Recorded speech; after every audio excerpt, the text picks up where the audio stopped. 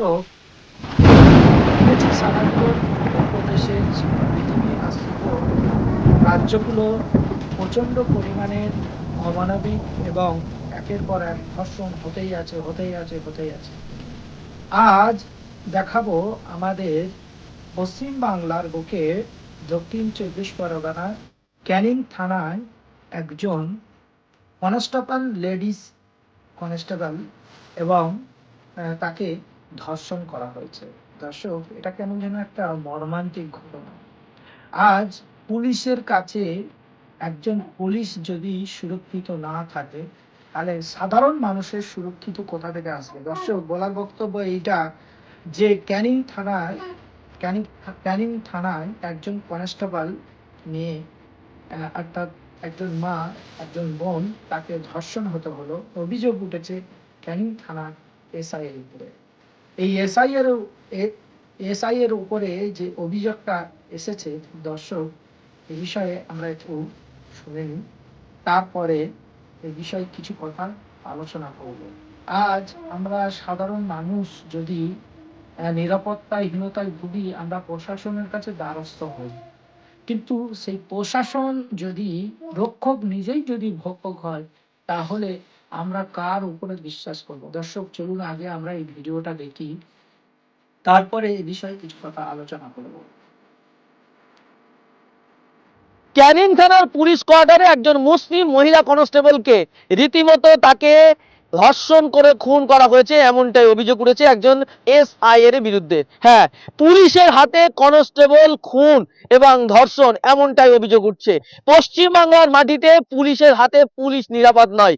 যে রাজ্যের মুখ্যমন্ত্রী, যে রাজ্যের পুলিশ মন্ত্রী একজন মহিলা, সেই রাজ্যের পুলিশের হাতে মহিলা কনস্টেবল নিরাপদ নাই, এমনটাই অভিযোগ উঠছে। এই অভিযোগের ভিত্তিতে আইএসএফ বিধায়ক নওশাদ সিদ্দিকী তিনি কি বলছেন শোনাবো আপনাদের। শওকত মোল্লা সাহেব ভালো বলতে পারবেন এই কথাটা। শওকত মোল্লা সাহেব ভালো বলতে পারবেন। আমি এটুকু বলে দিচ্ছি, কারো ইজ্জত সম্মান নিয়ে আমি কিছু বলবো না। আপনি যে কথা বলেছেন, এটা তদন্ত করলে, যাই না পোস্টমর্টম হয়ে এসেছে শুনছি, তদন্ত করলে আরো ডিপে যাবে, এটুকু আমার কাছে খবর এসেছে। কিন্তু ওদের পরিবারকে শওকত মোল্লার বাহিনী পুরো ঘিরে রেখে দিয়েছে, কথা বলতে দিচ্ছে না। মানেটা কি? নাম যেহেতু ধর্ষণ কাণ্ডর সাথে যুক্ত আছে, নামটা নিতে পারবো না আমি, ডাকনাম কিছু একটা দিয়ে দেন। তবে এতটুকুই বলবো, মমতা ব্যানার্জির আমলে পুলিশ কোয়ার্টারের মধ্যে একটি মহিলা, সেও সুরক্ষিত নয়। সম্ভবত ওই মহিলাটির বাবা মারা গিয়েছিল, তার সুবাদে চাকরিটা পেয়েছিল, তাই মেয়েটিকেও আজকে মেরে দেওয়া হলো বা খুন করা হলো। তদন্ত সাপেক্ষ। পরিবার যদি আমার সাথে যোগাযোগ করে, সেইভাবে পুরো পরিবারটাকে ঘিরে রেখে দিয়েছে।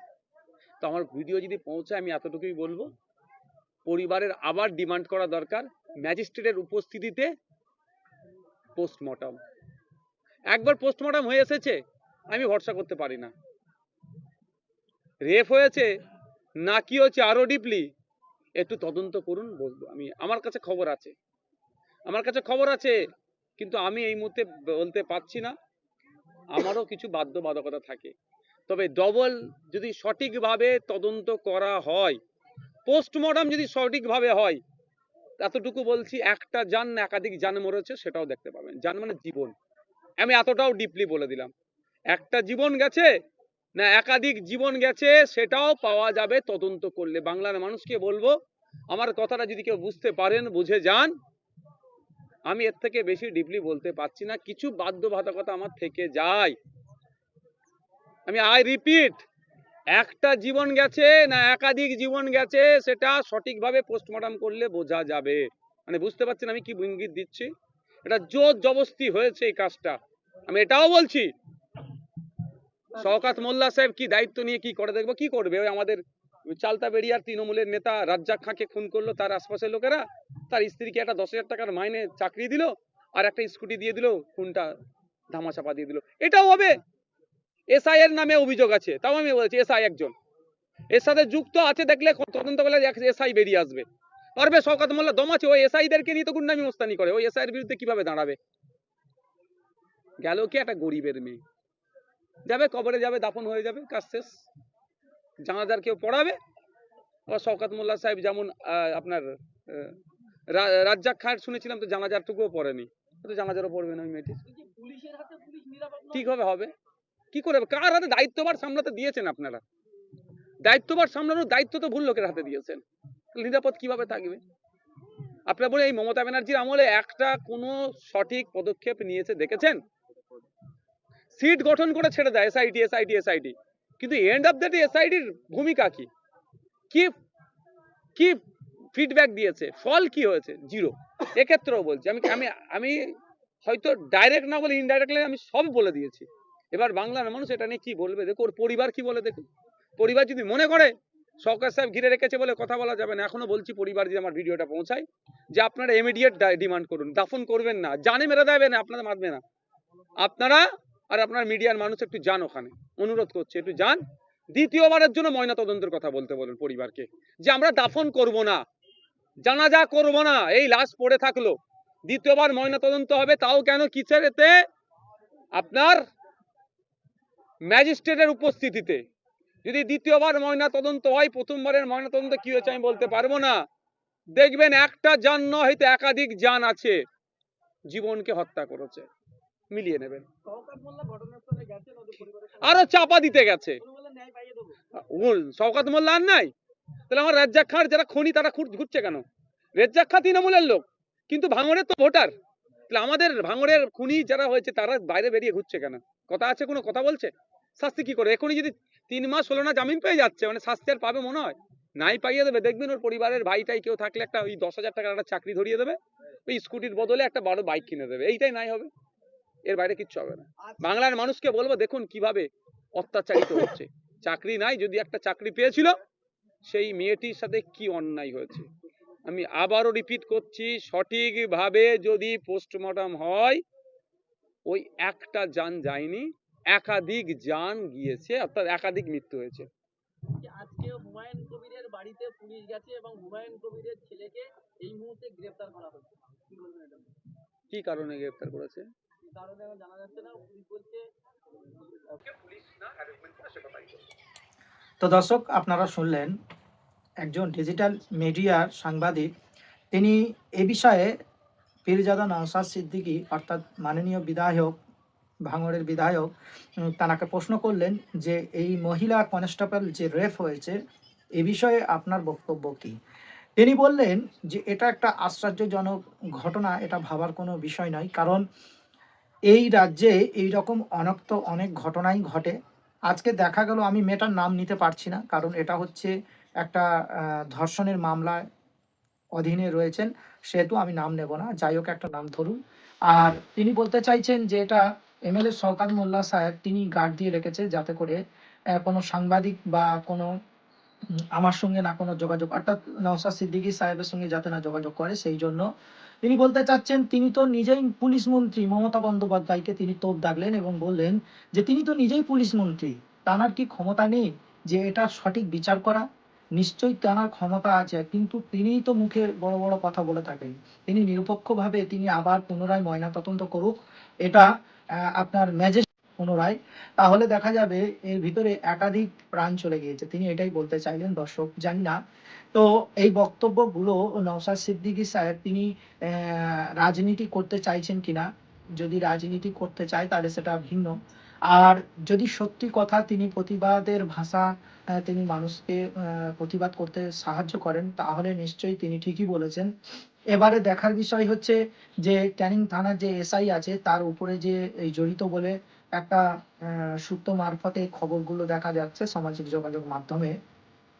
জানি না কতটুকু সত্য, তারপরেও বলবো যে এই মেয়েটার যে জীবন চলে গেল, হ্যাঁ, পরিবর্তে আর কত মা বোনের জীবন যাবে এইভাবে ধর্ষণ হয়ে।